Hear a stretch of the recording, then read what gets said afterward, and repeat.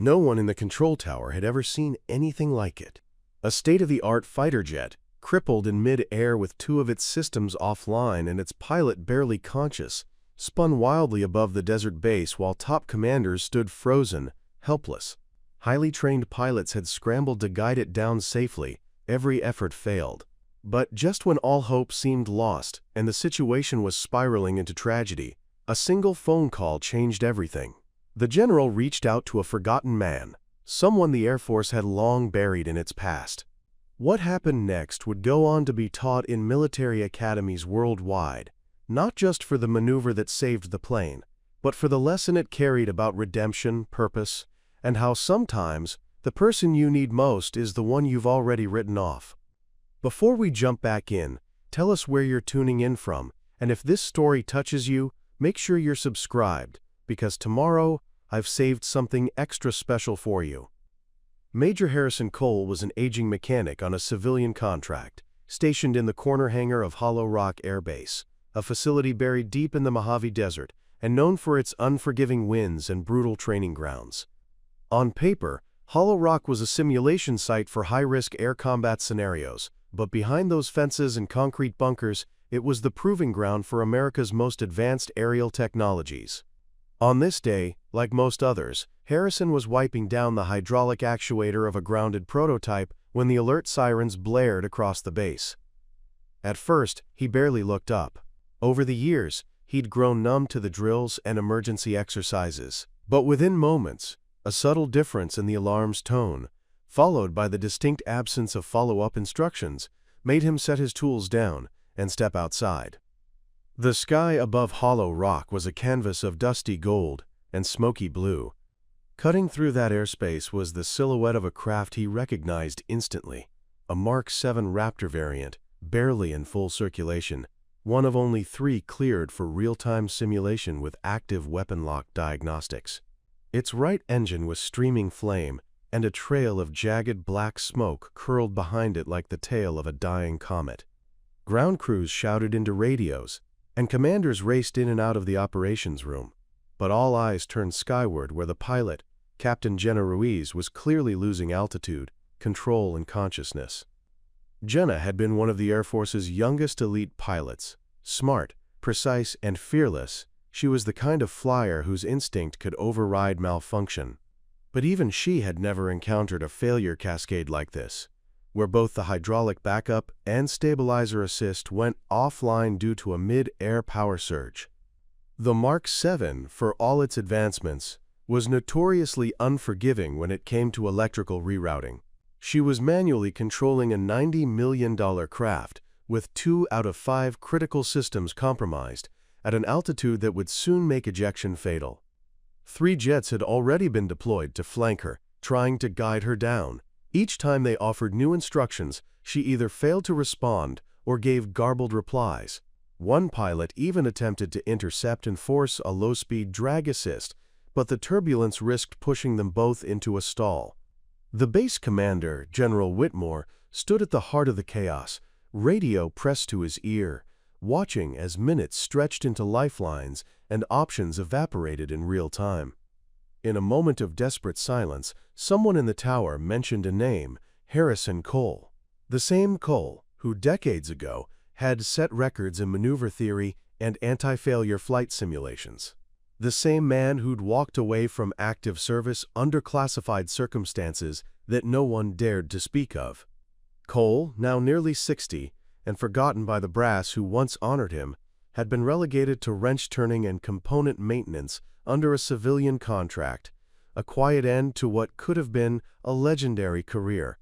General Whitmore had served under him once, long ago, back when Cole was a revered flight tactician. Without hesitation, Whitmore barked the order to bring him to the tower. Harrison arrived just as the 3rd support pilot aborted and peeled off, unable to help. The feed on the monitors showed the jet dipping again, and the telemetry readouts blinked frantically with error codes. For a second, Harrison said nothing. He studied the readouts, the pattern of descent, the pilot's input lag, and the torque feedback of the left rudder fin. Then, he reached past the chief systems officer and flipped on a microphone. What he said over the comms wasn't technical jargon. It wasn't even a command. It was a name, followed by a calm statement. What happened next would set the stage for a story no one saw coming. A rescue mission not performed by machines or modern tech, but by the raw instincts of a man who had once danced with death in the skies and lived to tell the tale. It was the beginning of a sequence that would not only land the jet, but resurrect a legacy, unearth a painful past, and remind everyone watching that forgotten doesn't mean finished, and buried doesn't mean broken. This wasn't just about a plane. This was about redemption. And for Major Harrison Cole, this was the moment he didn't even know he'd been waiting his whole life for.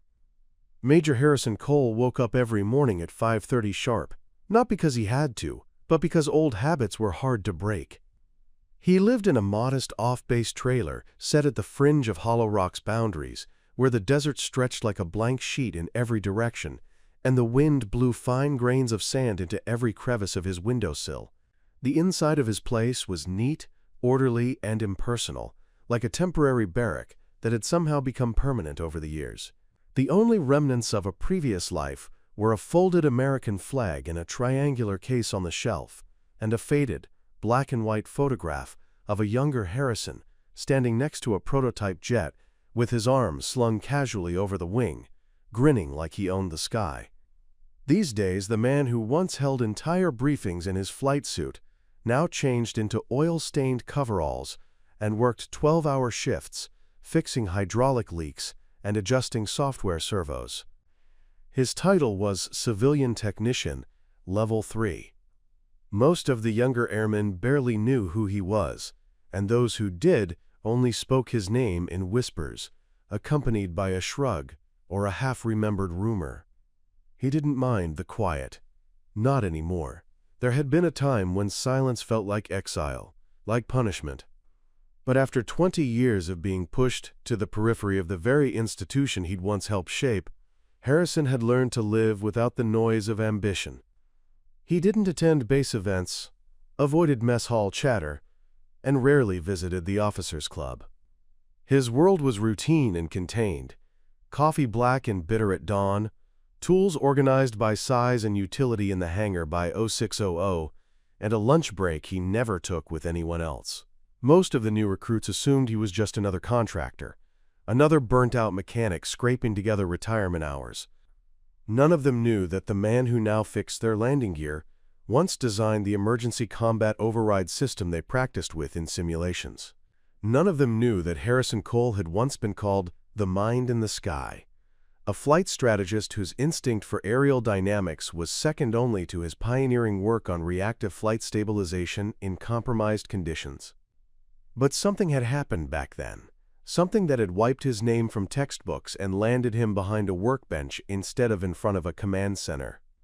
Those who dared to dig into his file would find black redaction lines and a brief summary, honorably discharged following administrative review. No specifics. No commendations. Just a trail that ended without explanation. Harrison never corrected the rumors. He never tried to clear his name. Whatever had happened, he carried it like a tattoo beneath his skin. Deep, invisible, and permanent. On most days, that weight kept him grounded, but not bitter, at least not outwardly. He had accepted that the world had moved on. Pilots were younger, systems were smarter, and drones were doing half the flying now. He kept his head down, worked with precision, and made himself as invisible as possible. And yet, even in obscurity, there were moments, tiny flickers, when the old instinct stirred, like when a training craft landed unevenly and he heard the rhythm of the descent before anyone else noticed the misalignment. Or when he watched recorded flight telemetry and spotted minute errors in throttle pulsing that the onboard computers missed. He never said anything. He just made quiet notes in his own logbook, a leather-bound notebook he kept locked in a drawer beneath his desk. In it were pages of handwritten diagrams, calculations, flight patterns, and contingency models. The kind of thinking that once shaped national defense protocols now lived in a forgotten notebook, buried under screwdrivers and circuit testers. Still, General Whitmore hadn't forgotten. He was one of the few who still remembered what Harrison had done years ago, and what he had refused to do. Back when Whitmore was a young air lieutenant, fresh-faced and eager to prove himself, he had seen Harrison stand before a panel of brass and speak the truth no one wanted to hear, and he watched what that truth cost him. Now, decades later, as commanding officer of Hollow Rock, Whitmore still watched from a distance. He never interfered, never called attention to Harrison, but the files on his desk were often cross-checked with Harrison's maintenance notes. Pilots were subtly directed to ask Harrison for second opinions. And sometimes, in the stillness of early morning when the base was half asleep, Whitmore would look out over the tarmac and see Harrison walking the line between hangars like a ghost patrolling old territory, his steps always precise, like every movement still carried the weight of duty. Preparing and narrating this story took us a lot of time, so if you are enjoying it, subscribe to our channel. It means a lot to us. Now back to the story. Harrison didn't need recognition anymore. He told himself that every day. The Air Force had moved on, and so had he. The past was a closed chapter, sealed behind classified files and unspoken regrets. But what he hadn't realized was that somewhere deep inside, he still listened for the call. Not literally, but in the sense that old warriors do, waiting for the world to need them again, even if just once more, even if for a moment that would burn fast and bright like a flare in the dark. He never voiced it, never admitted to himself that he still played out flight scenarios in his mind during sleepless nights, or that he still walked every inch of the runway as though preparing for one final takeoff. Because no matter how many parts he fixed or engines he tuned, Harrison Cole had never truly landed. He was still up there in his mind, still flying, still holding on to the final, unfinished chapter of a story the world had forgotten. And soon, that chapter would begin to write itself in fire and smoke across the desert sky, not as a second chance, but as the only one that mattered. Hollow Rock Air Base was carved into the bones of the desert like a secret no one wanted found. Surrounded by endless stretches of cracked earth and pale, shimmering heat waves, it existed as a speck of engineered precision in a landscape that resisted order. From the air, the base looked like a spiderweb of asphalt and hangars, bordered by chain-link fencing topped with rusting coils of barbed wire. From the ground, it felt like a forgotten outpost, distant from cities, politics, and the rhythms of civilian life. Here, the sun didn't rise so much as explode over the horizon, casting brutal light across the tarmac before retreating each evening into a sky stained with ochre and ash. The silence between jet takeoffs was a living thing, broken only by the shriek of desert wind or the low hum of idle machinery. The heart of Hollow Rock was its runway, a mile and a half of jet-blistered concrete, so flat and long it shimmered like a mirage during midday. Flanking it were 4 primary hangars, each built like industrial bunkers, thick with reinforced steel and lined with layers of dust and history. Beyond them stood the control tower, a tall, glass-toothed sentinel that watched over the movements below with cool detachment. Its operators were a mix of youthful technicians and grizzled veterans, all trained to monitor every blip, every beep, every whisper of static that came through the radios. Yet no amount of technology could tame the unpredictability of the desert. Dust storms sometimes rolled in without warning, swallowing the base in walls of sand. Temperatures swung from blistering heat to bone-numbing chill, and equipment had to be calibrated constantly to avoid malfunction under the strain of thermal extremes. The base itself functioned like a self-contained organism. Dormitories sat in neat rows behind the administrative wing, with recreation halls and mess facilities tucked into corners that barely softened the otherwise militaristic layout. Inside, the walls were always painted in neutral tones, gray, beige, olive green, and everything smelled faintly of oil, rubber, and machine-cleaning solvents. Even the air had a sterile bite to it, thanks to the constant rotation of industrial HVAC systems that filtered dust but never quite removed the dry sting of desert heat. Hollow Rock wasn't built for comfort, it was built for endurance. Every inch of it served a function, Every hallway was part of a system, and every system was designed to support one thing: flight readiness. Despite its desolate location, Hollow Rock was never truly still.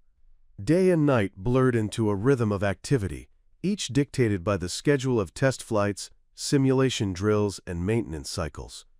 Pilots walked in pairs or alone, heads down, mission-focused, flight suits clinging to sweat-soaked bodies. Engineers moved like surgeons in coveralls, weaving between machines, clipboards in hand. Transport trucks crisscrossed the grounds, and automated loaders carried equipment with eerie precision from warehouse to launch pad. When a jet launched, the ground trembled. Sing-a-man. When it landed, every soul within earshot felt the vibrations in their chest. It wasn't just noise. It was the sound of velocity, the echo of decisions made at Mach speeds. Outside the perimeter of Hollow Rock's structured interior was the stretch of land called the Scrub Line. This was where the desert reclaimed its voice. Here, the wind carved patterns into the dunes. Coyotes wandered through barbed fences without fear, and abandoned structures from past decades sat half-swallowed by sand. Old test sheds, stripped of use, stood crooked against the sun like rusted bones.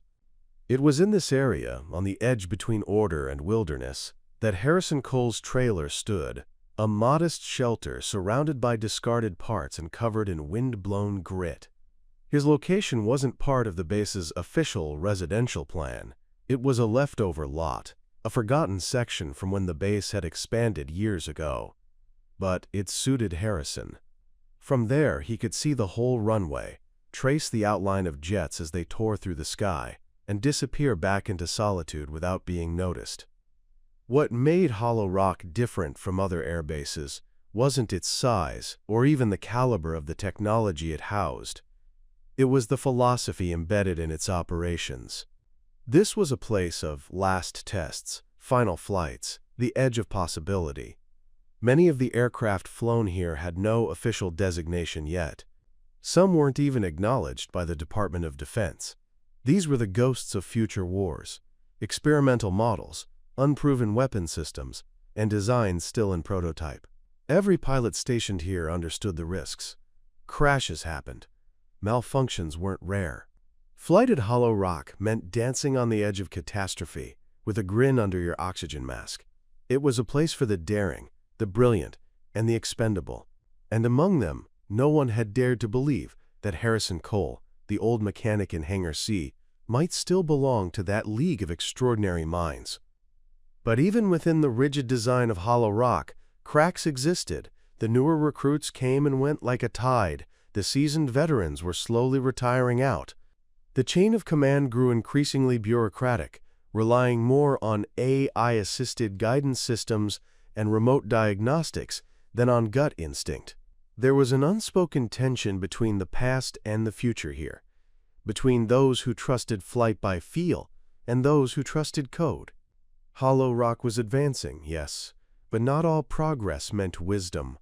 The soul of the base had begun to dim, its legends quietly erased, its heroes unspoken. And in that quiet erosion, no one noticed the moment when something vital began slipping through their fingers. Until the sky tore open with flame and steel, and everyone realized too late that they had built their future on forgetting the very people who once carried them through chaos. Colonel Mason Rourke had risen through the Air Force ranks with the clean precision of a man engineered for command. Tall, square-jawed, and always impeccably dressed, he was the face of the new generation of military leadership, disciplined, data-driven, and unapologetically efficient. He was not a man given to sentiment or ceremony. Every decision he made was calculated down to the decimal, every maneuver analyzed by AI models before ever being executed. Under his watch, human instinct took a backseat to protocols and procedures. Rourke believed that emotion was a liability, memory an inefficiency, and loyalty only useful if it served operational outcomes. His office at Hollow Rock was sterile, absent of personal mementos or historical symbols, save for a single display, a looping hologram of the latest fighter prototype statistics, which he reviewed compulsively, like a man checking his pulse.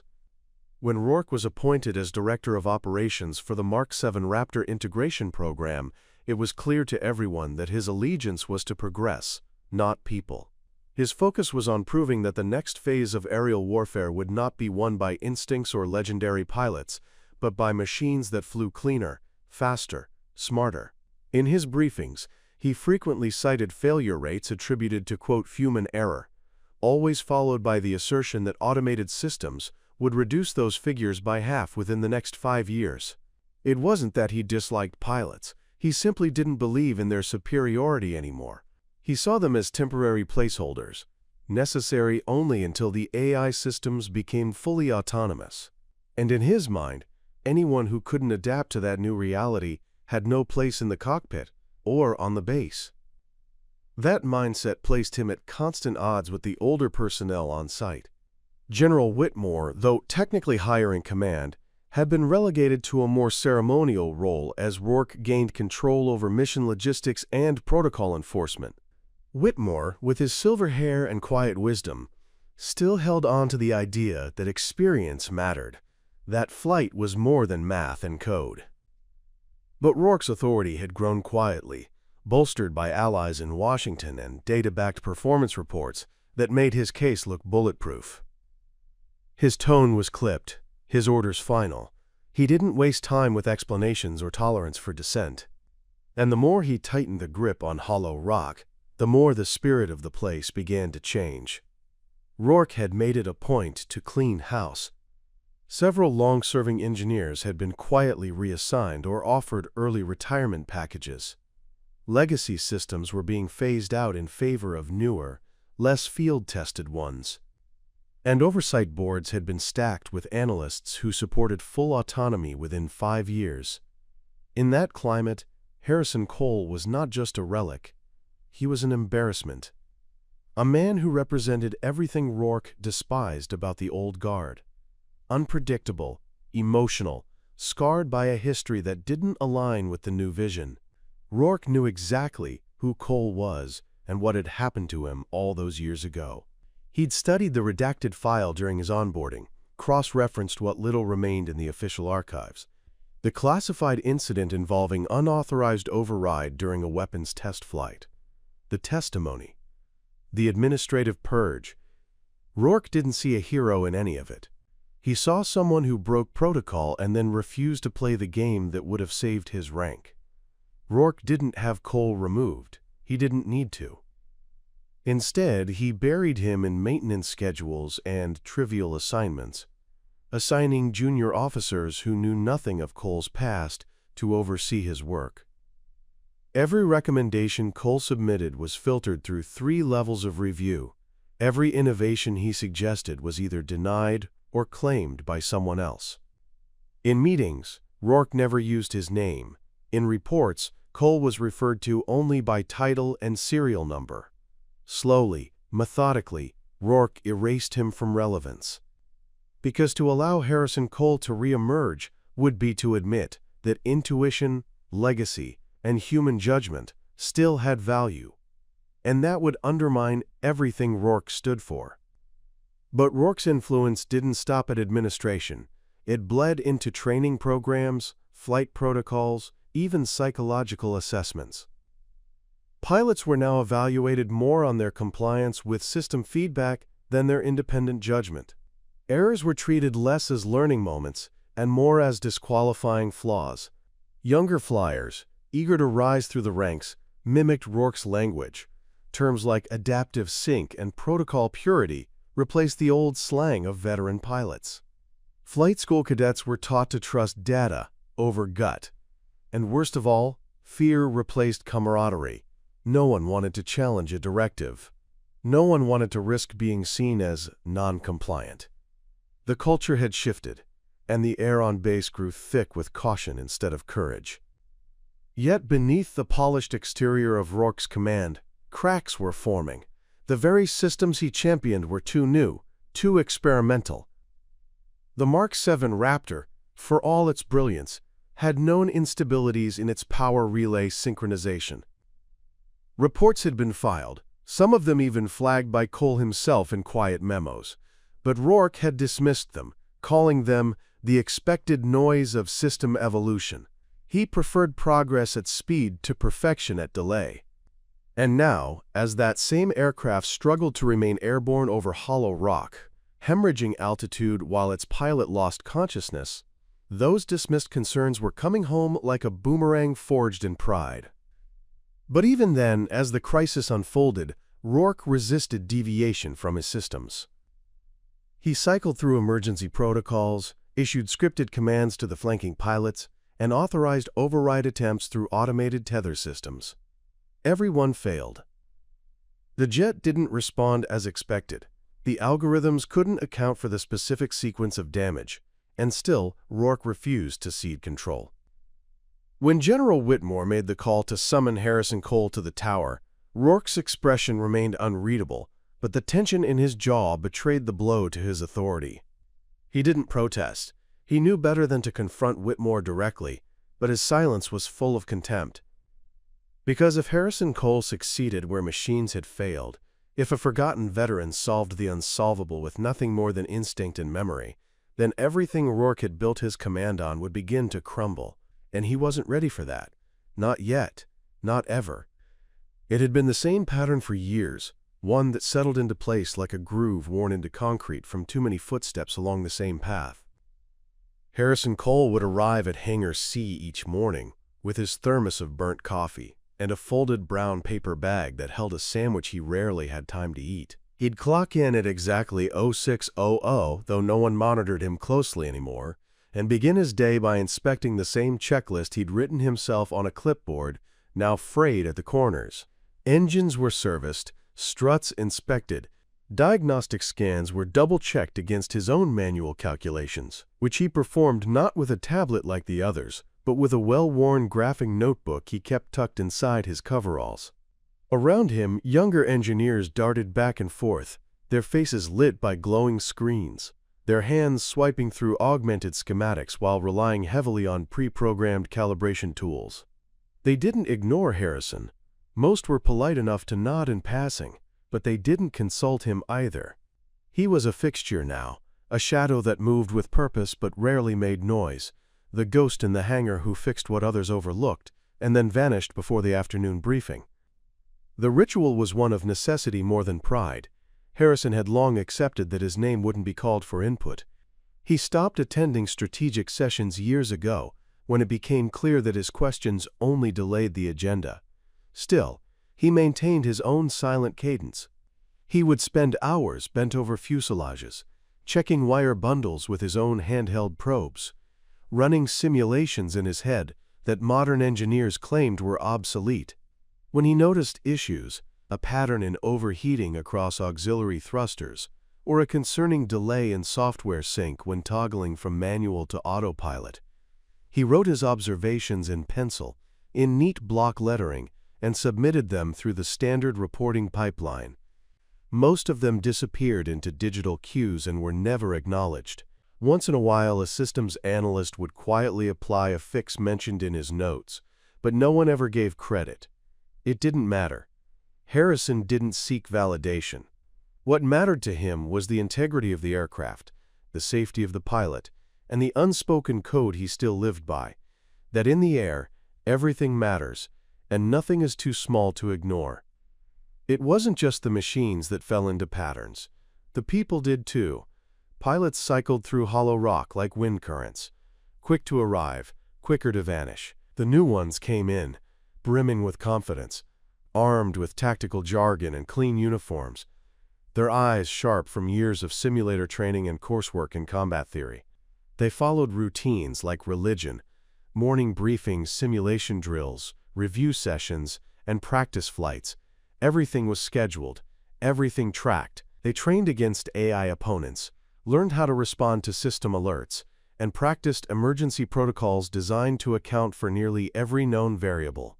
But the unknowns, the anomalies, the gut-check moments when data failed, were always pushed to the margins.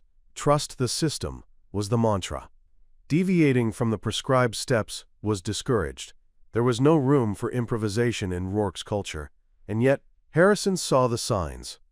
He saw how young pilots hesitated when real-time inputs deviated from expectation, how they second-guessed themselves in split-second moments, how they relied too heavily on alerts instead of their own judgment, and how few of them had flown long enough or fallen hard enough to learn that not all emergencies came with a checklist. The ritual continued with every failed suggestion Harrison submitted.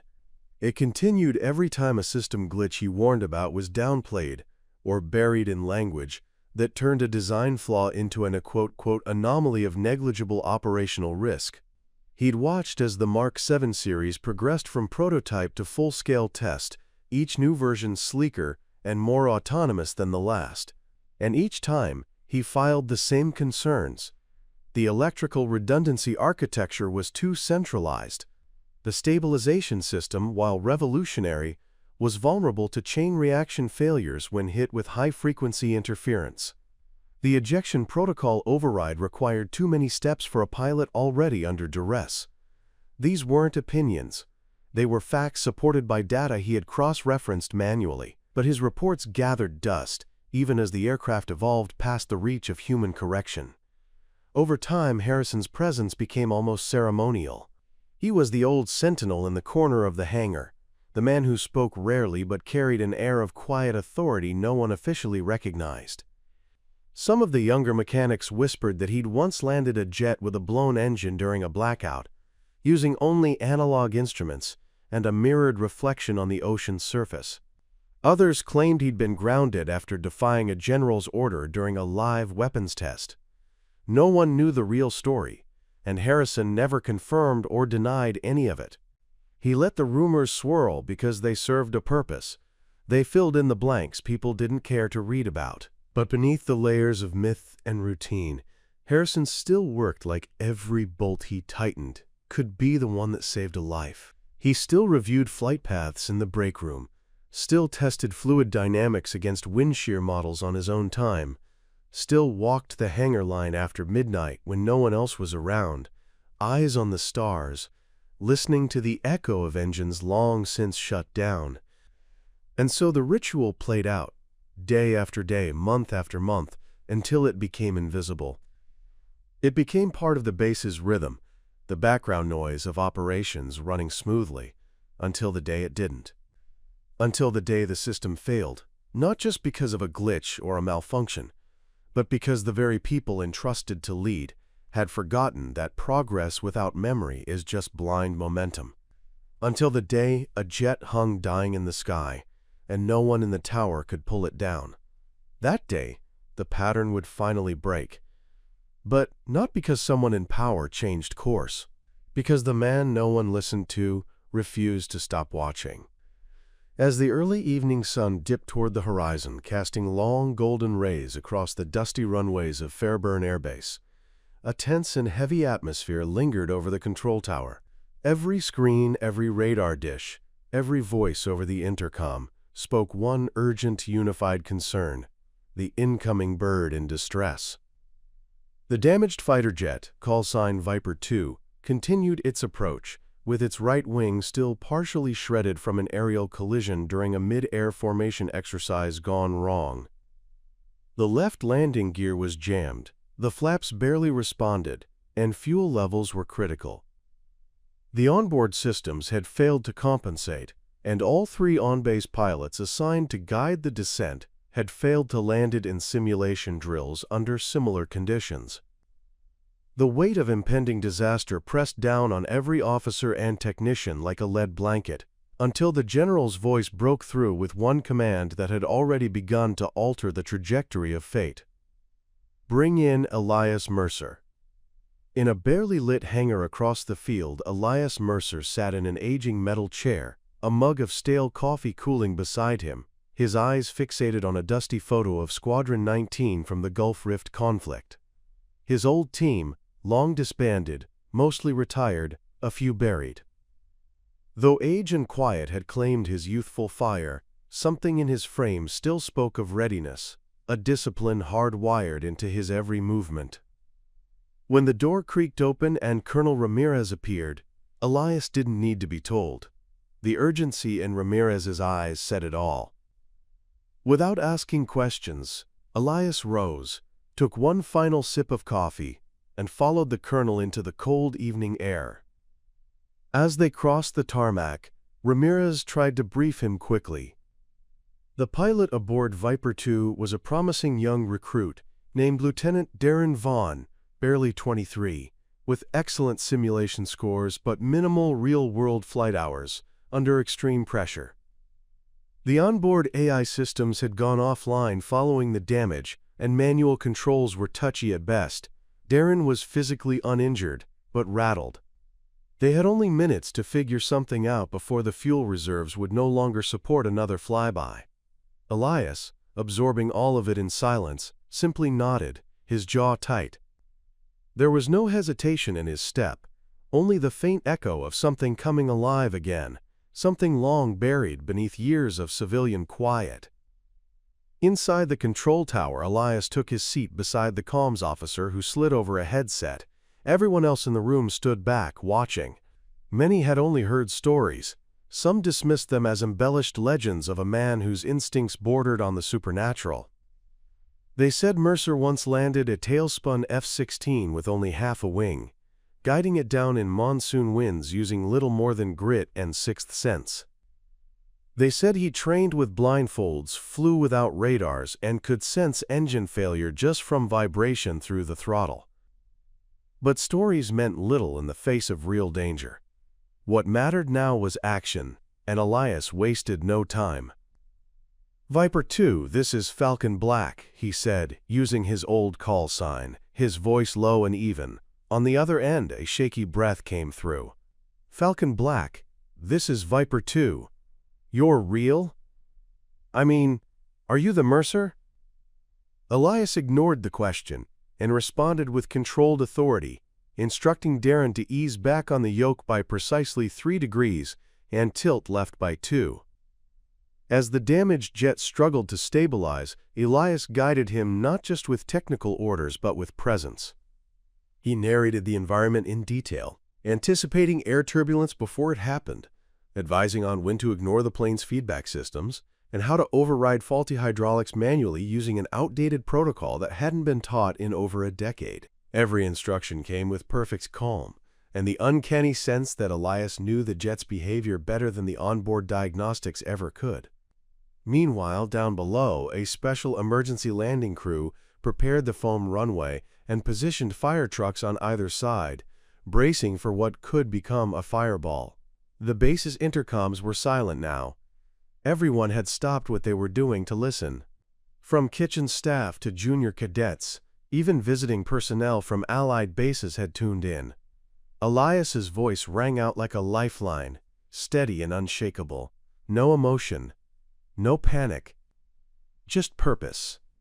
What no one knew, except perhaps the general, was that Elias had faced a near-identical situation 30 years prior, during a classified rescue operation known only as Echo Ridge.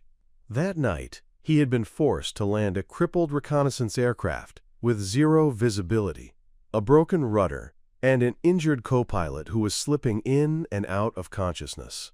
No comms, no radar, only instinct and the sound of the wind.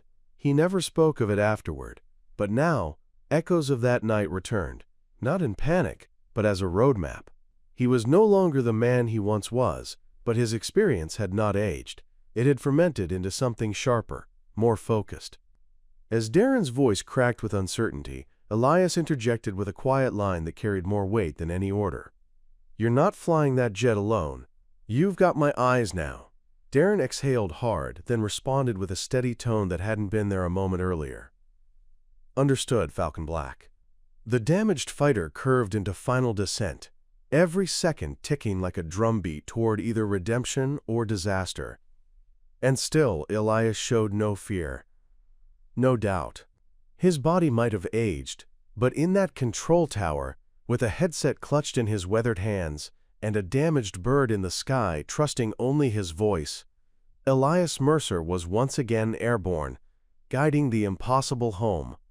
As the crew on board the control tower scrambled for options, the air hung heavy with tension. General Strickland paced behind the primary operations console, his brows drawn so tightly it seemed like he hadn't blinked in minutes. Every pilot who had attempted to guide the crippled fighter jet down safely had failed. 3 different elite squadron leaders had tried precision comms relays, suggesting everything from power cycling systems mid-air to emergency reverse thrust landings, but nothing worked. The jet, with its ailing hydraulics and compromised electronics, would spin into dangerous oscillations every time it dipped below 10,000 feet. It was stuck in a kind of limbo, flying but not able to land. Its pilot, Lieutenant Cole Harland, straining to keep control with deteriorating instruments and sweat-slick hands. From the command center, a grim sense of helplessness permeated every corner. The top brass had seen many crises, but few so unpredictable and drawn out. Harland had now been in the air nearly 6 hours, fuel rerouted mid-air from tankers to keep him airborne. That couldn't go on forever. The longer he stayed in flight, the more his body wore down. And if he lost even a fraction of his current focus, the fighter could roll over uncontrollably in seconds. Meanwhile, inside Harland's cockpit, exhaustion warred with determination. His eyes darted between the blinking warning lights on his left panel and the jagged horizon beyond the cracked canopy. His oxygen mix was stable, but his heart rate had skyrocketed, and his legs were beginning to cramp.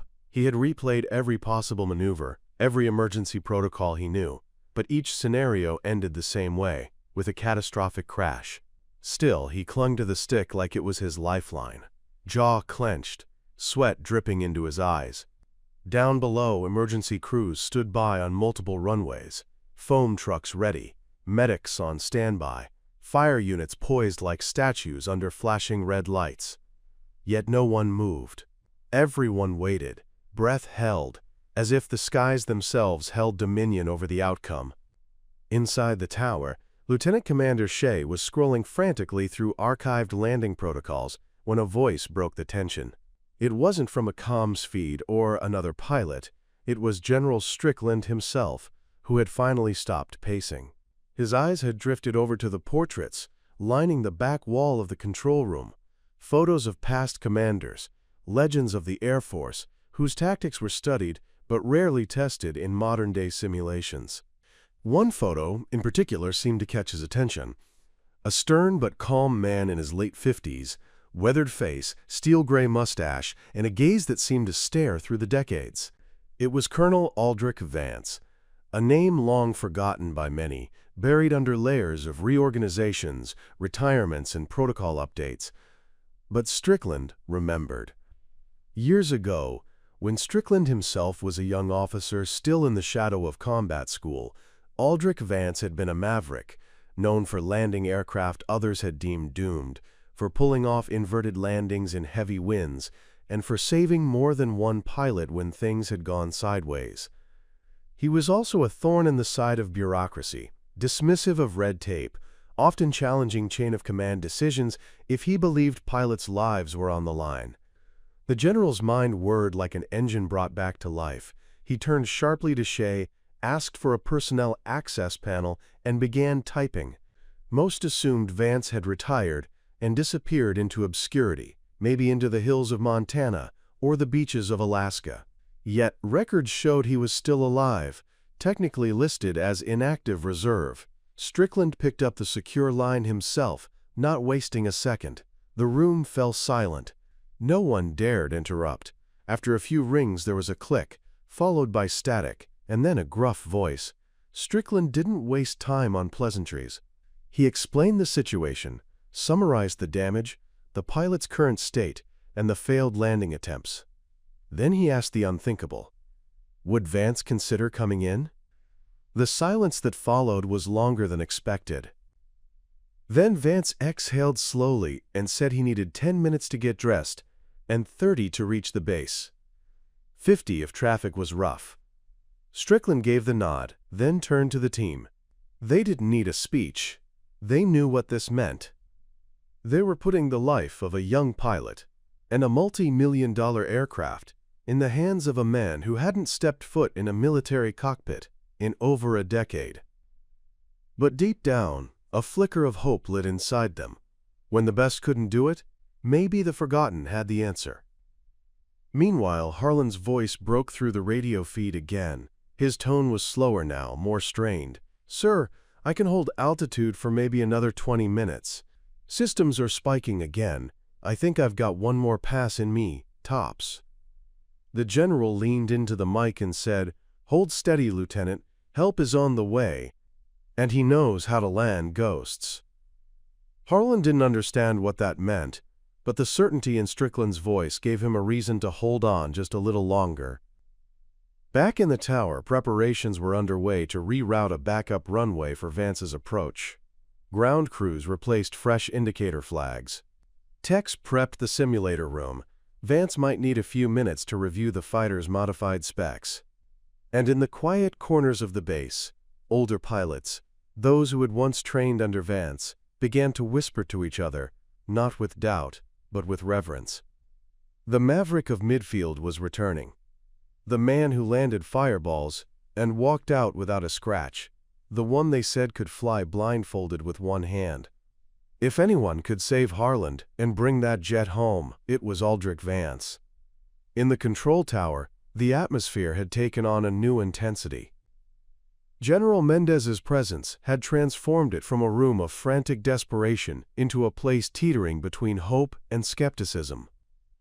Everyone was staring at the feed now, watching the struggling fighter jet as it trembled in the wind, the black smoke trail behind it growing thinner but more ominous with every passing mile. The line to the cockpit was quiet for the moment, as Captain Moreno and Lieutenant Harris tried to conserve oxygen and concentrate on stabilizing what little they could. The last communication from them had been a calm but direct admission. They didn't think they could keep it together for more than 20 more minutes. On the main screen, the damaged plane looked ghostly against the backdrop of twilight, like a dying bird refusing to fall. On the other side of the base, a military jeep came to a stop near the old hangars. The driver, a young officer who had no idea who the passenger was, looked puzzled as he watched the grizzled man step out of the vehicle. Dressed in civilian clothes, a baseball cap pulled low over his eyes, and a slight limp in his left leg, Walter Cade did not look like anyone who belonged at the heart of a national emergency. But his eyes told another story, focused, steely, and painfully aware of what was at stake. When he entered the tower, the younger staff barely registered who he was. A few glanced curiously, nudging each other, wondering why the general had called in a civilian. But Colonel Vick saw him and froze mid-step. Walter Cade was the kind of name that lived in whispered admiration among older Air Force circles. But even he hadn't heard that name spoken aloud in years. Cade nodded silently to Vicks, who stood aside, unsure whether to salute or stay quiet. General Mendez was standing at the window, arms folded tight across his chest, watching the plane. When Cade reached him, the two locked eyes, 1,000 unsaid memories flickering between them. Mendez didn't speak right away. Instead, he simply handed Cade a headset. Cade took it slowly, slipping it on like he was fitting into an old uniform, then sat in front of the main radio panel. For a moment, everyone just watched, unsure what to expect. Cade scanned the readings, then looked at the monitors. He could see the readouts were worse than he'd imagined. The stabilizers were barely holding, the right rudder was nearly dead, and the fuel loss was reaching a critical threshold. The pilots were managing the impossible, but not for much longer.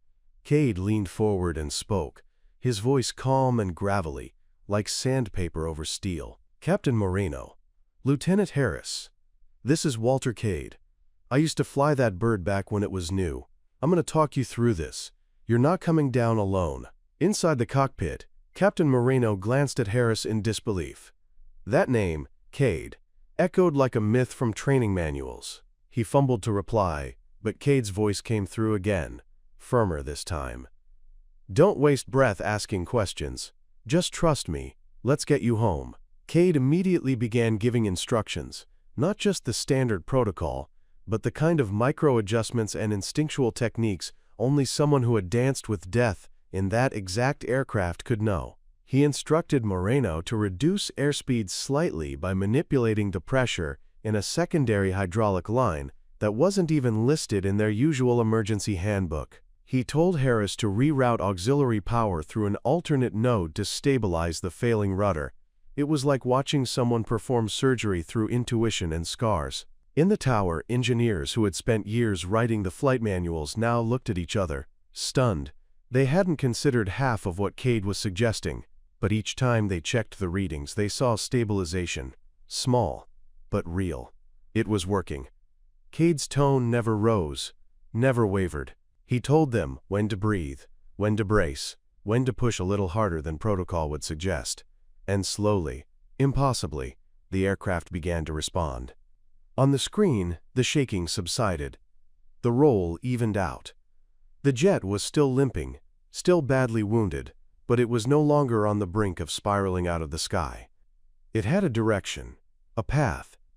Inside the cockpit, Moreno felt something he hadn't felt since the first moment they lost control: hope.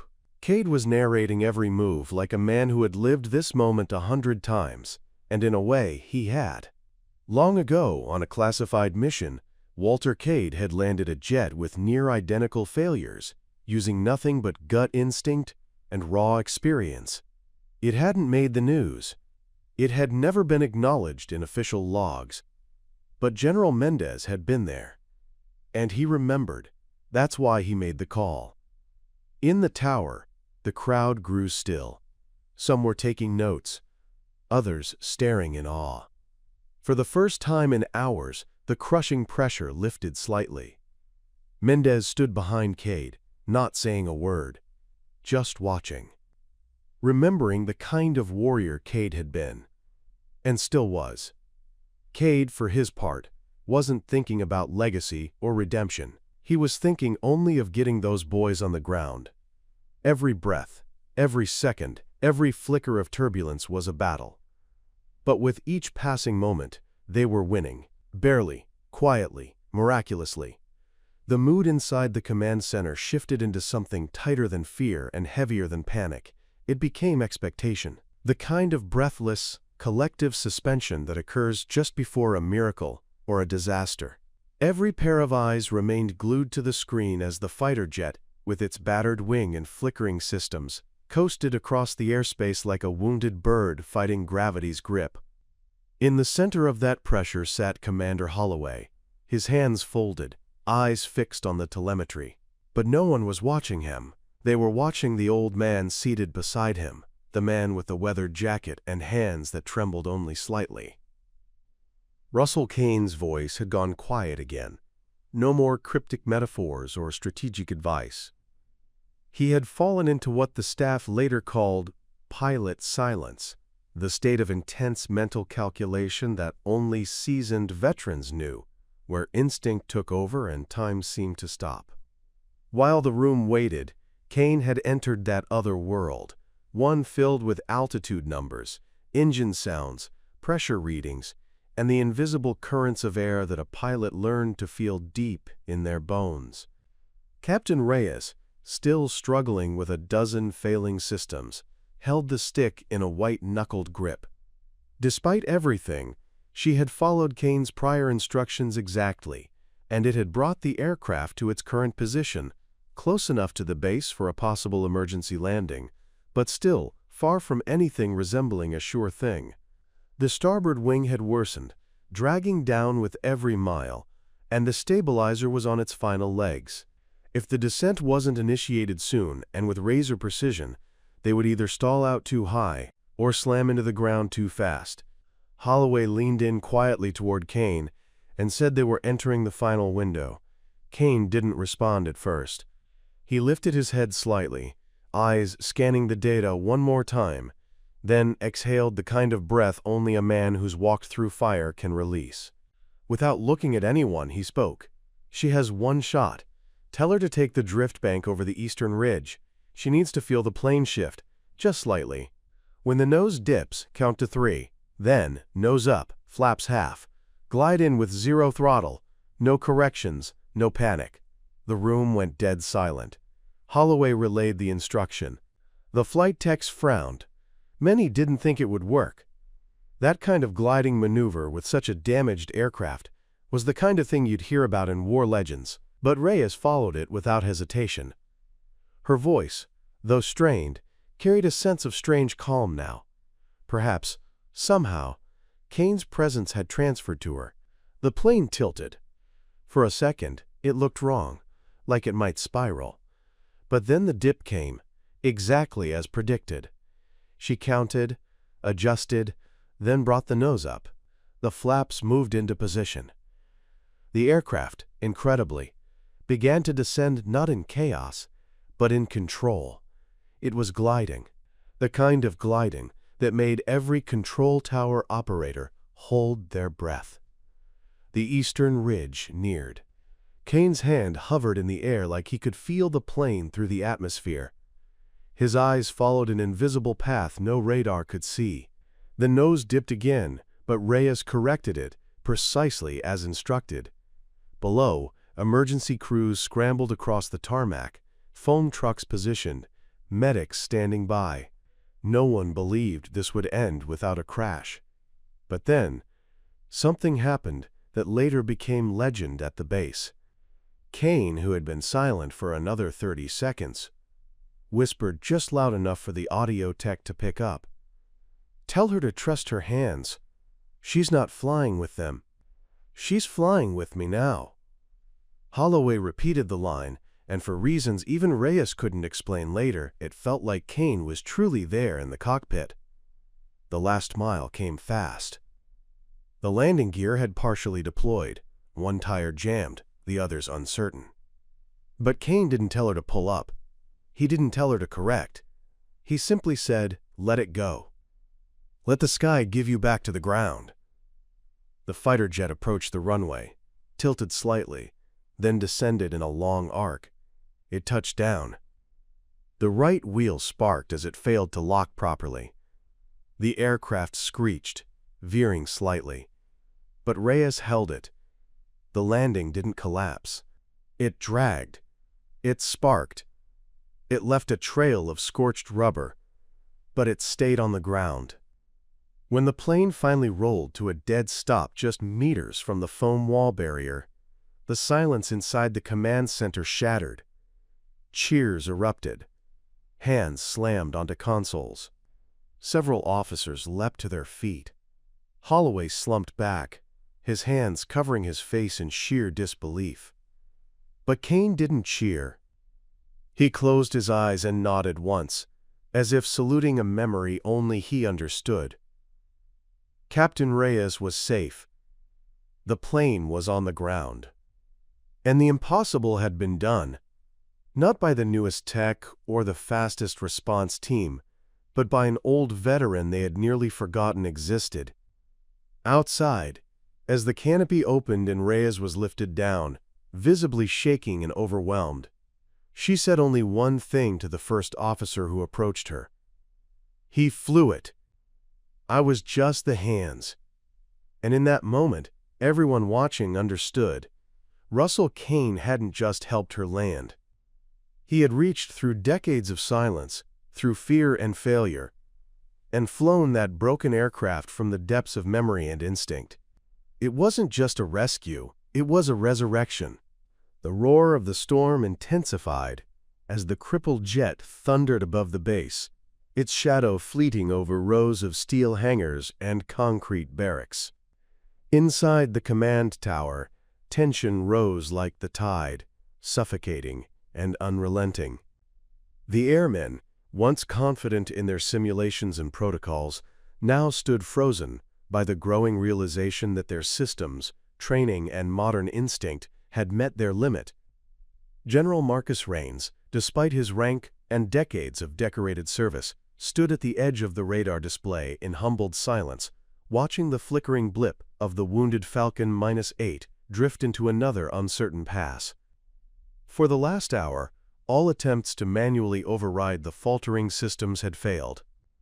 Communication was patchy, and the flight control software that had once been hailed as the most advanced in military history was now their enemy, executing unpredictable commands due to a corrupted onboard module. 2 pilots had tried landing it, each narrowly escaping with emergency ejects, leaving the aircraft to spiral up again, held aloft only by its autonomous stabilizers. Each new minute brought the Falcon closer to fuel depletion, and when that happened, there would be no more attempts, just a crash, and maybe casualties. The city perimeter lay too close for comfort. Raines's face was a mask of calm, but inside, his gut twisted like a clenched fist. It wasn't the first time he'd seen a machine threaten human lives, but this was the first time he had no protocol, no options, except one, already set in motion. Somewhere in a dusty aircraft hangar on the other side of the base, an old man stood, hands sliding slowly over the blueprints of the Falcon-8 that had been spread out hastily for him just minutes earlier. Frank Mallory, 69 years old, once known as Ghost Eagle in the skies, had returned not with bombast or swagger, but with the quiet, haunted gravity of a man who had seen too much. He had once told his protégé, "It's not how high you fly, it's how steady you steer when the skies turn against you." And now, in the middle of this chaos, he was being asked to prove if he could still steer, not just with his hands but with knowledge, clarity, and a forgotten language of flight spoken long before AIs began dictating sky traffic. Standing beside him was Sergeant Eli Grant, hastily assigned to assist.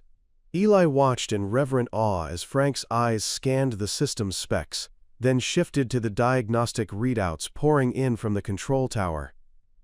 "The AI is trying to correct an imaginary roll axis," Frank murmured, more to himself than anyone else. "It's caught in a feedback loop. It thinks it's nosediving when it's actually correcting. That's why it keeps climbing too hard during approach, then yanking left."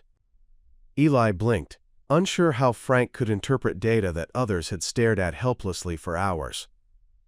"How do we break it out of the loop?" he asked, breathless. Frank didn't answer. Instead, he turned to a wall of archived equipment and scanned for a device he hadn't touched in 20 years. A manual override control interface, once used for tethered test flights before digital auto-governance took over. It wasn't elegant, and it wasn't secure, but it might just allow a human brain to slip past the corrupted AI and manually redirect the flight pattern. Only one problem: it needed to be used mid-air from a chase jet flying alongside the Falcon. Raines wasn't even surprised when Frank calmly handed the dusty override device to Eli and said, "We're going up." The room exploded into protests. The legal officer warned that authorization was impossible. The chief mechanic barked that the chase jets were grounded after inspection delays. Raines raised a single hand, and silence returned. He looked Frank in the eye. "You'll need a pilot, and authorization, you have neither."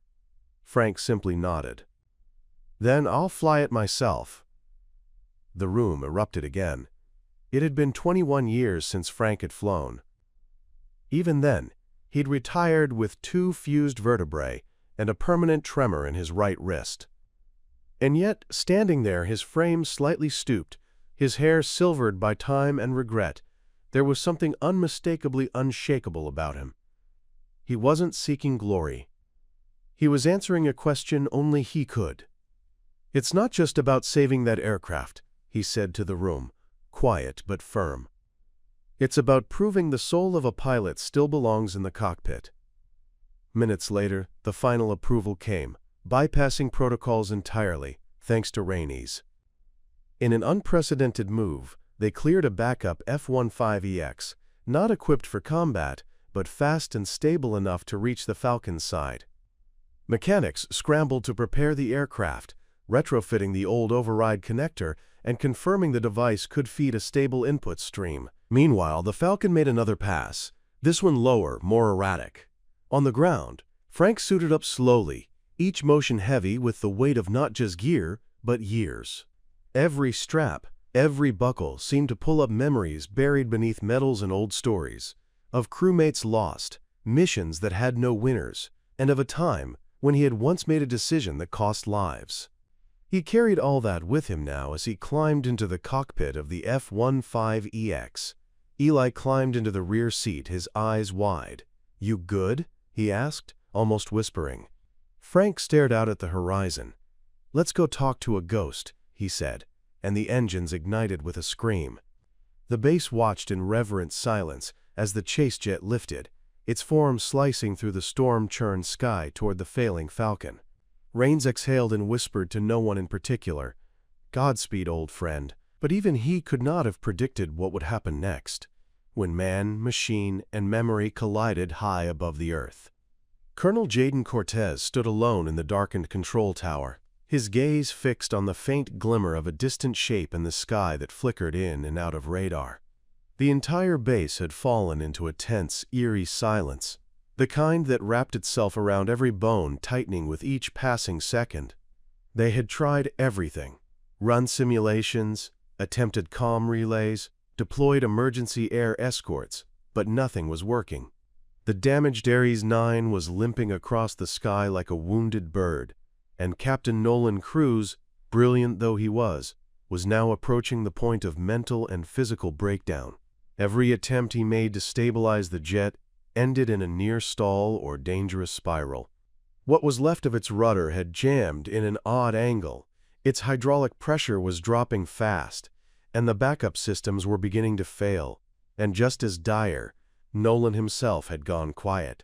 The last audio transmission had come minutes ago, his voice raspy and laced with panic as he muttered that he was losing altitude and couldn't keep the aircraft straight. They had already prepared the crash response units. Fire trucks, emergency medical teams, and military police were waiting just beyond the runway perimeter with flashing lights and hardened expressions. There was no protocol left to follow, no training manual to reference. This was the edge of known experience. And still the plane circled. Somehow. Barely. What none of them had anticipated was the haunting reappearance of a forgotten veteran, pulled from the quiet woods of Vermont into the furnace of military crisis. And now, every eye in the room turned once more toward the old communications console that had been temporarily patched to a private frequency. On the other end was Commander Ellis Maddox, a man who had not set foot on a military base in over 30 years. And yet his presence had, inexplicably, changed everything. Maddox, whose name still brought silence to briefing rooms and a sharp intake of breath from elder officers who knew his legacy, had spoken to Nolan only once so far. But what he'd said had arrested the pilot's freefall and stabilized the jet just enough to avoid a nosedive into the sea. Still, it wasn't enough. Nolan was trapped inside a metallic coffin that could tear itself apart at any moment, and even the greatest instincts in the world wouldn't be enough without a plan. The general, who had earlier placed the call with Maddox, now paced behind Cortez like a lion circling his den. He refused to interrupt, but his entire posture radiated urgency. They needed something more than hope. They needed a miracle executed with military precision. Commander Maddox's voice returned, crackling with the wear and tear of old analog systems. It was calm, controlled, the voice of a man who had stared death in the face and memorized every wrinkle. He began narrating a new course of action, one that defied conventional flight procedures. It was based not on manuals but on something older: gut memory, tactile instinct, and a deep mechanical understanding of the Ares' earliest prototypes. Maddox described a maneuver last used during a Cold War-era emergency landing involving a similar twin-rudder failure. The trick wasn't to fight the plane's tilt with opposing input. It was to embrace it. Let the damaged side glide while the other adjusted using angular throttle control. It was, essentially, a controlled imbalance. Dangerous. Counterintuitive. But potentially the only way to guide the Ares back to Earth. Nolan, still eerily quiet, finally responded. His voice was broken, the static behind him heavy, but he was listening. And more than that, he was starting to obey. Under Maddox's instructions, he slowly restructured his controls, not just using his hands, but his knees, his shoulders, his entire body to counterbalance the failure. He wasn't flying the plane anymore. He was wearing it, like an extension of himself. Down on the ground, the airbase held its collective breath. The Ares 9 had descended to under 7,000 feet, and its right wing drooped like a broken arm. Fire crews positioned themselves in rapid response formation. The wind outside howled louder now, as if the world itself sensed what was about to unfold. Maddox spoke again, softer now, like a father guiding a child through a storm. He knew Nolan was exhausted, terrified, and seconds away from collapse. But he also knew what lived inside a true pilot when everything else was stripped away. He reminded Nolan of the first time he ever flew, how it felt to leave gravity, to rise above everything, to be untouchable. He told him not to aim for the runway, but to aim for a moment of stillness in the chaos, and let the rest follow. Nolan didn't answer, but a second later, the radar showed a shift. The plane began banking left, too steep at first, then miraculously easing into an alignment path that placed it directly, though still dangerously, on a trajectory toward the base's auxiliary runway. That runway hadn't been used in years. It was shorter, more difficult to approach, and had no modern arresting gear. But it was the only strip angled into the wind tonight, and the only chance Nolan had to survive. The general's eyes widened. He turned toward Cortez. "He's really going for it," he whispered, awe replacing skepticism. The wind now pressed full against the glass panes of the tower. The air traffic control team held their breath as the lights along the auxiliary strip blinked alive for the first time in over a decade. And in the quiet hum of the speaker system, Maddox's voice faded into a near whisper as he said, "Ride it like you've done 100 times in your mind. Forget the numbers. Feel the bones of the bird. She wants to live, Nolan. Let her." And with that, the Ares 9 began its final descent, wounded but not defeated, tethered not by autopilot or control towers, but by the living thread of memory between two pilots, one in the sky, the other long retired, yet flying once more through the voice of command. Despite the heat of the crisis still simmering through every corridor of Eagle Air Base, the tone around the control center had shifted dramatically. What was once a cloud of dread now buzzed with a strange mixture of hope and reverence. The young staffers who had initially dismissed the idea of bringing in a retired veteran now found themselves glancing at the screens with anticipation, as if watching a legendary movie unfold in real time. The monitors showed the damaged fighter jet steadying, its wobble now more like a rhythmic shiver than a death spiral. Inside that jet, Captain Reyes and Lieutenant Howard hung on to every word being spoken through their comms, and every syllable that came through bore the calm, calculated assurance of someone who had been here before. From the back corner of the command center, General Horace kept his eyes trained on the main display, his hand never leaving the edge of the table. Despite all the years he'd carried the weight of command on his shoulders, he'd never felt so emotionally entangled in a mission. He knew that this was no longer just about saving 2 pilots or 1 aircraft.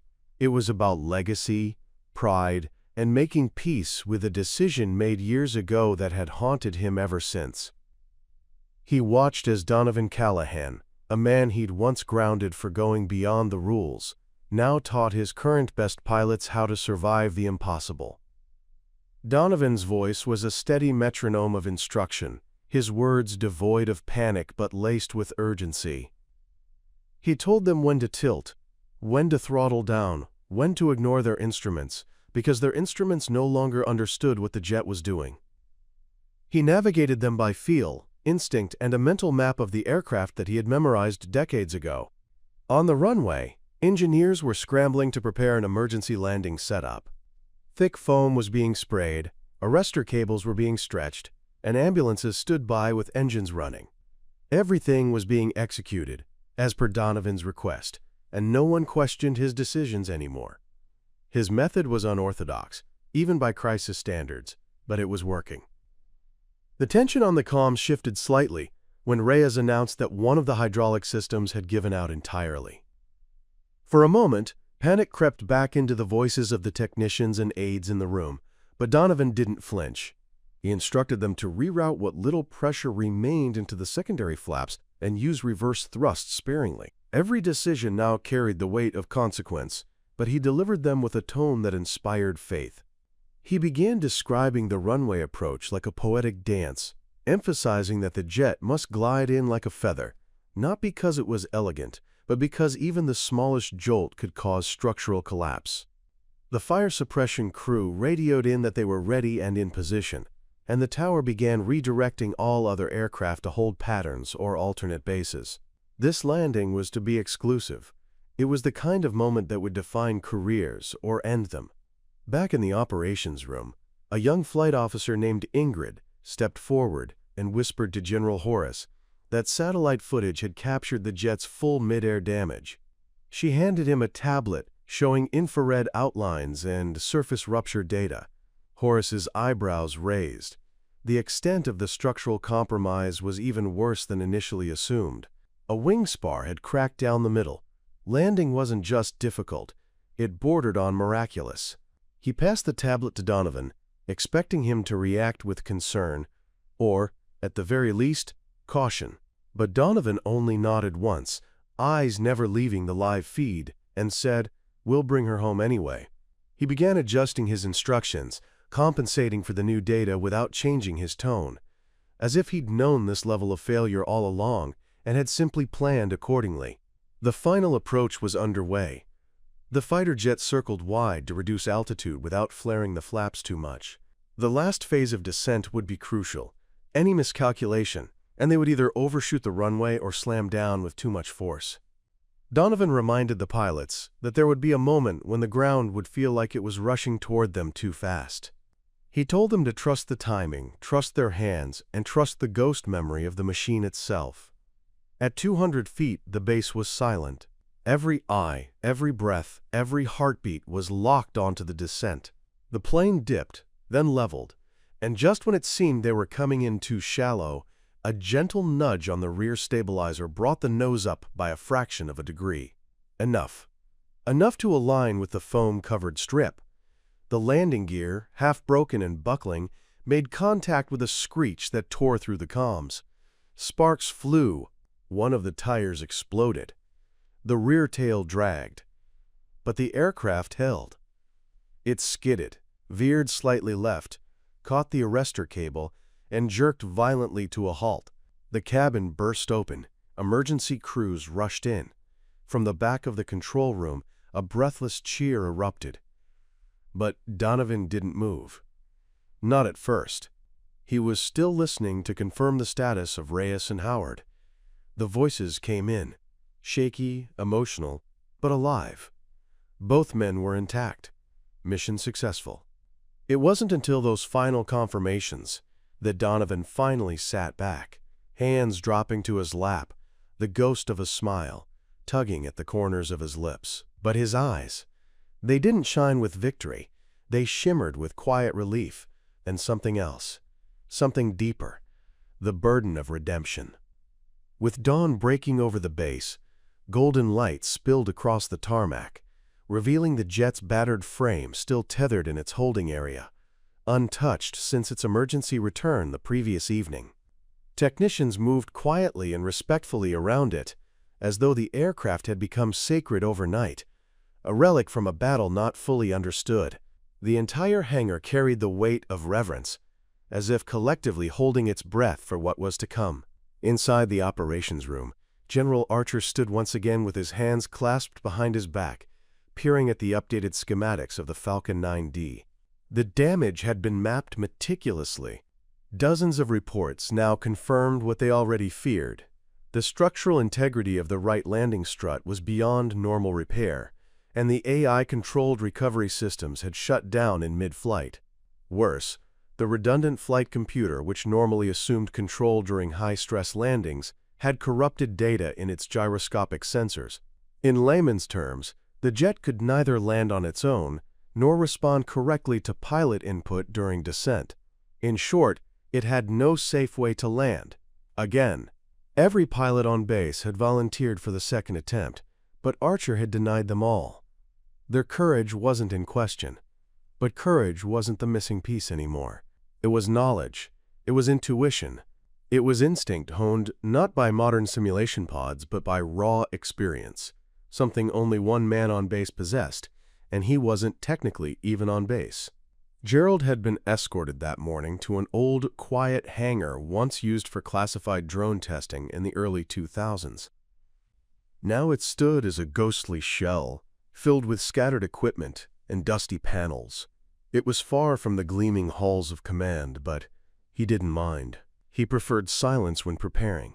Two engineers, both barely old enough to have ever seen combat aircraft in real missions, had been assigned to assist him. They watched as Gerald moved slowly but deliberately around the simulator rig, his fingers brushing over the analog throttle, the rudder control, and the beat-up flight manual he had asked to be printed from archives. One of the engineers tried to explain the new software update protocols, but Gerald gently held up a hand. "Just tell me if the bird still listens when you speak to her, right?" he said. The engineer nodded. That was all he needed. Meanwhile, outside the makeshift operations tent, Ella stood facing the flight line, her arms folded tightly across her chest. She had barely slept, running her own analysis of the AI systems, hoping for a last-minute miracle. But no miracle came. Only cold algorithms and hard failure logs. She had been there when her father was told about the software collapse, and watched the flicker in his expression, regret, hope, and resolution, coalesce into one decision. "Bring Gerald in," he had said, voice low. "Let him see what the rest of us can't." Ella's heart twisted each time she thought of it. She had always admired her father's loyalty to his men, but she feared this decision walked a fine line between genius and desperation. Her stomach churned as the minutes passed. Then the loudspeakers clicked on, announcing that a live simulation would begin in 15 minutes. Back in the drone hangar, Gerald adjusted the headset with a deep breath, the old helmet pressing familiar grooves against his temples.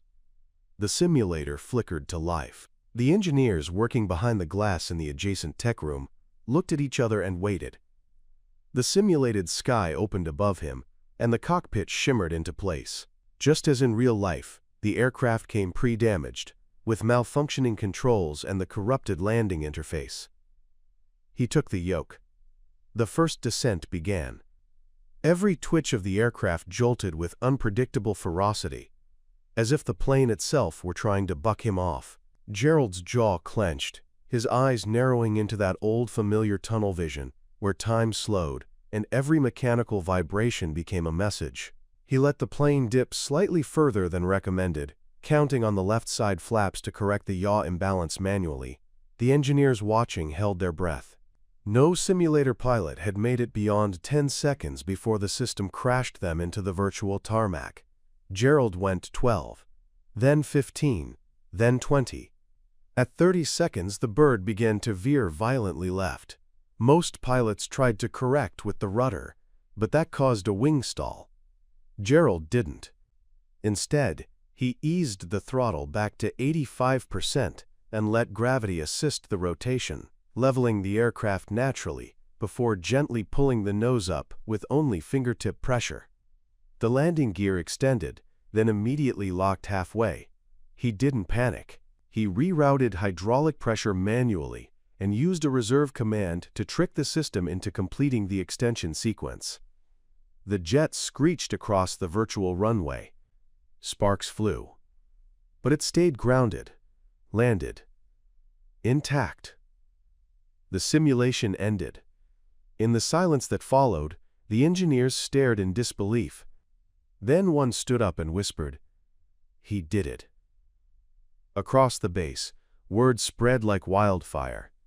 The forgotten veteran had just done what no modern pilot, no AI system, no advanced protocol could manage.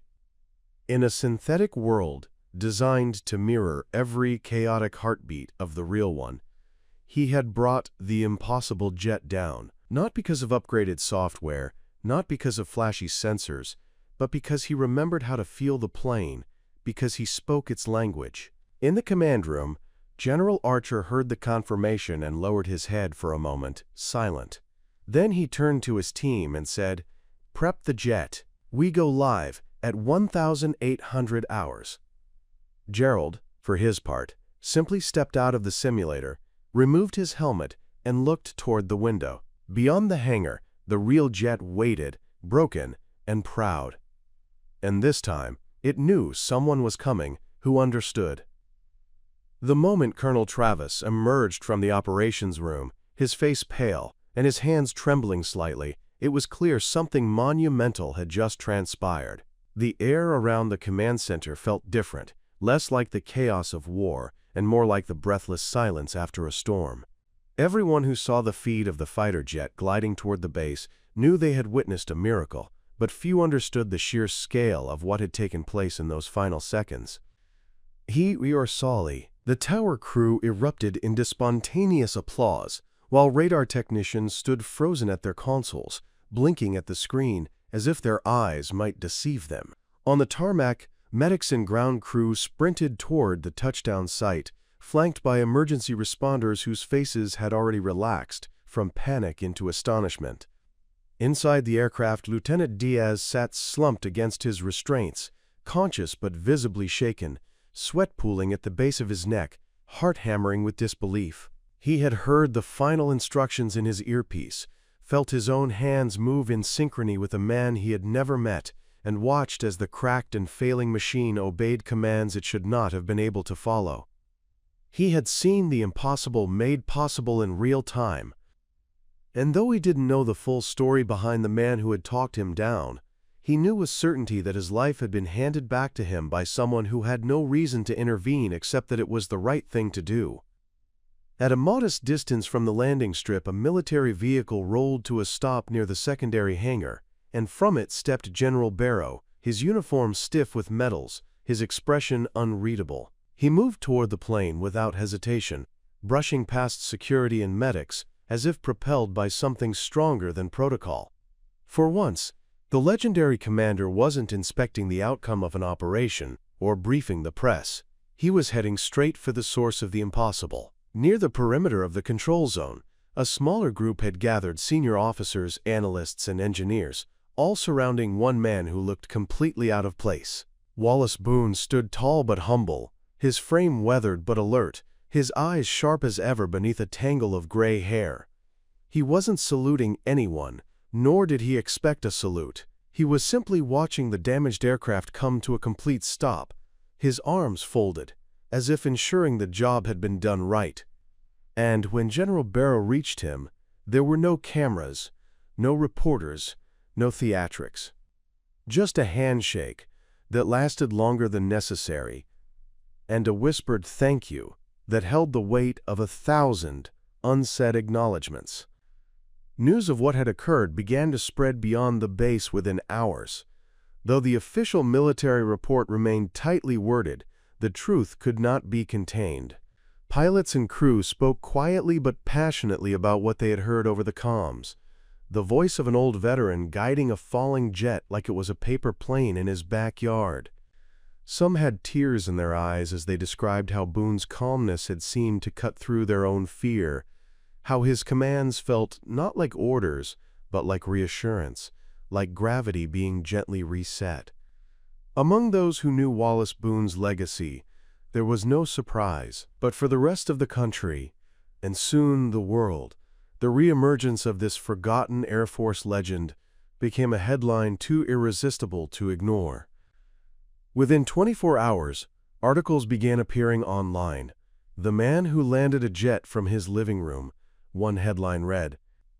Others called him the ghost pilot, the forgotten savior, or the last ace. Old footage surfaced. Grainy clips of a younger Boone walking away from the smoking remains of a downed fighter. A brief interview from decades ago, where he talked about instincts, not accolades. And slowly the myths returned, but this time they had a face. The Pentagon, initially hesitant, quickly moved to control the narrative. They issued a press release acknowledging Boone's involvement, referring to it as an extraordinary case of collaborative problem-solving involving retired and active personnel. It was the most diplomatic way they could say, "We needed him, and he saved us." But the people didn't need bureaucratic phrasing.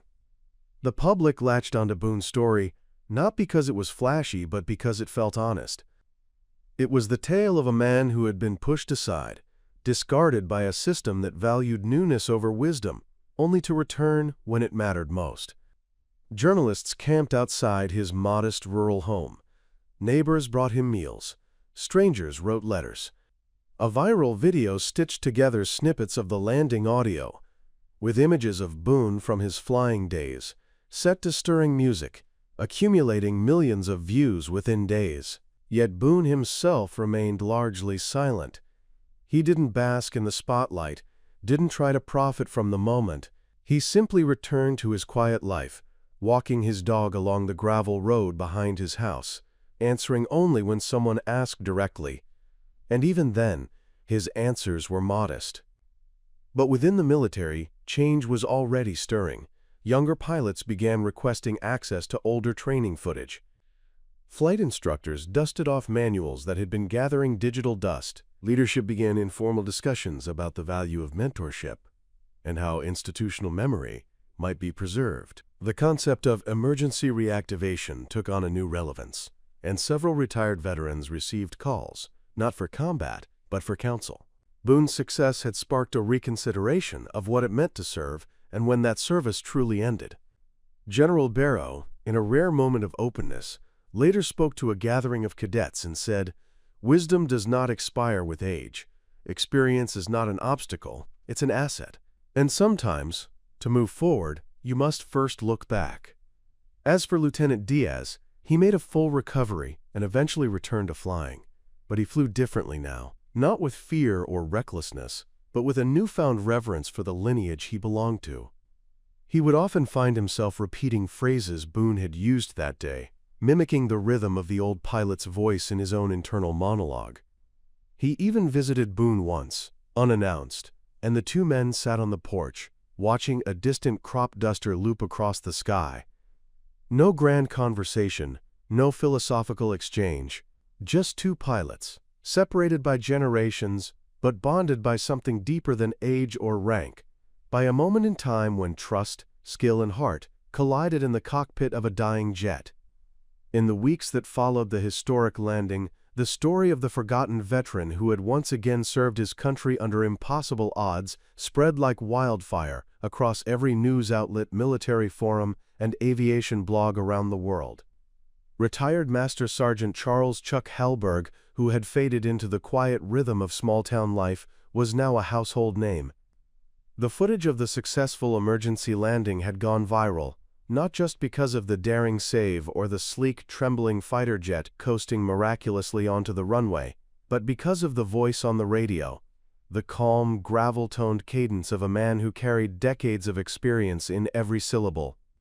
For the first time in years, the nation turned its eyes toward its veterans, not in remembrance alone, but in reverence for the deep well of knowledge and experience they still carried. Chuck didn't seek the attention, and if he had his way, he would have remained in his modest home with his cat Samson, quietly sipping coffee and tending to his backyard tomatoes. But the world had other plans. Invitations from talk shows, military conferences, air shows, and even a formal recognition from the president himself poured in. The Pentagon sent a delegation not only to formally thank him, but also to ask if he would consider serving in a newly created advisory role, one that would ensure that men like him, with lived knowledge that couldn't be found in textbooks or simulators, would have a voice in shaping future pilot training programs. Chuck agreed, not out of vanity or pride, but because he understood now more than ever that what he had endured and survived wasn't just for the history books. It was still useful, still vital, and still had the power to save lives. At Edwards Air Force Base, the young pilot, Lieutenant James "Jet" Sandoval, was recovering steadily. The physical trauma he suffered during the failed systems and pressure loss was compounded by the psychological toll, but he held on to the one memory that grounded him, the voice of a man who hadn't yelled, panicked, or fumbled. Chuck's voice had been a lifeline, and Jet requested to meet the man who saved him. When the two finally met in the quiet confines of the base's debrief room, there were no dramatic embraces or ceremonial speeches. Just a long handshake, firm and honest, and a mutual nod of respect. Jet told Chuck that hearing him speak was like listening to time itself. "It wasn't just your guidance that saved me," he said. "It was your belief that I could make it. That was the anchor." Chuck didn't reply immediately. He simply clapped the young man on the shoulder and said, "You did good, son. You just needed to borrow some wings until yours came back." The encounter struck a chord throughout the Air Force. It sparked a renewed initiative to build mentorship bridges between active personnel and veterans, especially in high-stakes roles like aviation, rescue operations, and crisis command. A new program was established, aptly titled Project Echo Flight, designed to pair seasoned retired specialists with active duty teams for simulations, lectures, and emergency response protocols. Chuck became its founding advisor. His insights not only enhanced the realism of training modules, but they also reignited a deeper sense of unity across generations of service members. More importantly, it restored dignity and value to the veterans who had long been overlooked. Chuck found himself on the other side of screens again, but this time in training rooms rather than cockpits. His knowledge was distilled into dozens of interactive case studies and voiceover-based crisis simulations. Younger recruits were taught not just the science of flight but the psychology of survival, the mindset of calm under pressure, of reading more than just instruments, of trusting both the machine and your gut. In time, Chuck's story wasn't just known for one miraculous landing. It became a blueprint for an evolved Air Force, one that honored tradition while adapting to modern challenges. He mentored young instructors, even trained AI-assisted co-pilots to recognize tonal cues in a pilot's voice that might indicate stress, fatigue, or panic. Technology, he believed, should never replace human instinct. It should amplify it. As for the fighter jet, it was repaired, restored, and recommissioned. But a plaque was placed just under the cockpit, etched with the call sign Hallberg 1 in honor of the man who saved it. The jet became a ceremonial aircraft used in memorial flyovers and high-profile exhibitions. Whenever it soared, it did so with the story of that day stitched into its fuselage. Back in his hometown of Brody Ridge, the mayor declared a local holiday, Hallberg Day. Children learned his story in school, and murals of the aircraft adorned local buildings.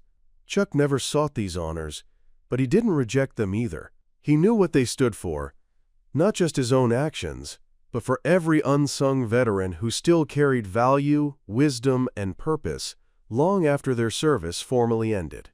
Years later, long after his name was etched in museums and airbases, Chuck would often return to his front porch, Samson at his feet, watching the sun set behind the cornfields. If anyone asked him what he thought about it all, the fame, the headlines, the legacy, he'd smile and say, "I didn't land the jet, that kid did. I just made sure he remembered how to fly." And with that, he'd go back to tending his garden, where he found peace, purpose, and the quiet rhythm of a life well lived. Because in the end, Chuck Hallberg proved that heroes don't retire, they just wait for the next call. Up next, you've got two more standout stories right on your screen. If this one hit the mark, you won't want to pass these up. Just click and check them out. And don't forget to subscribe and turn on the notification bell so you don't miss any upload from us.